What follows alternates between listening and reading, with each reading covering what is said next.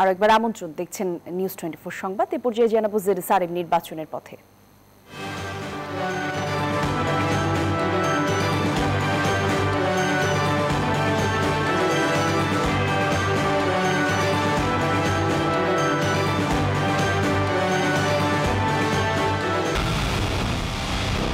পুরো দেশের মুখে হাসি ফোটাতে নিজেকে হতে হয় স্ট্রং, আর মনোবল হতে হয় স্পার্জিত। জেরুসালেম 25 বছরের পথ চলায় নিরাপদে রাখার প্রত্যয়ে।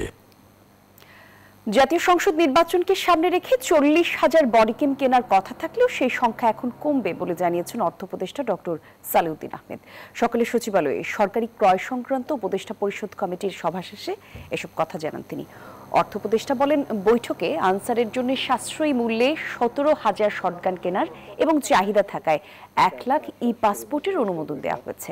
রোহিঙ্গাদের ক্যাম্পের জন্য অবকাঠামোগত উন্নয়নে বরাদ্দ দেওয়ার পাশাপাশি সিলেটের ওসমানী আন্তর্জাতিক বিমানবন্দরে বর্ধিত রানওয়ে বরাদ্দ পুনর্মূল্যায়ন করা হয়েছে।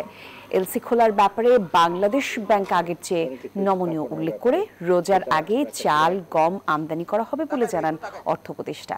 এক প্রশ্নের জবাবে আইএমএফ সরকারের সার্বিক কাজে মোটামুটি সন্তুষ্ট উল্লেখ করে নতুন কোনো শর্ত দেয়নি বলেও জানান উপদেষ্টা। স্বচ্ছ প্রক্রিয়া যেন প্রকিউরমেন্টটা হয়, সেটা বডি ক্যামটা আসবে, হয়তো এখন ওরা একটু রেশনাল হিসেবে আসবে। বডি ক্যামেরা খুব অ্যাম্বিশাস ওয়েতে বডি ক্যামেরা, শুধু সেন্সিটিভ যেসব জায়গা আছে ওইখানে আমরা সাজেস্ট করেছি।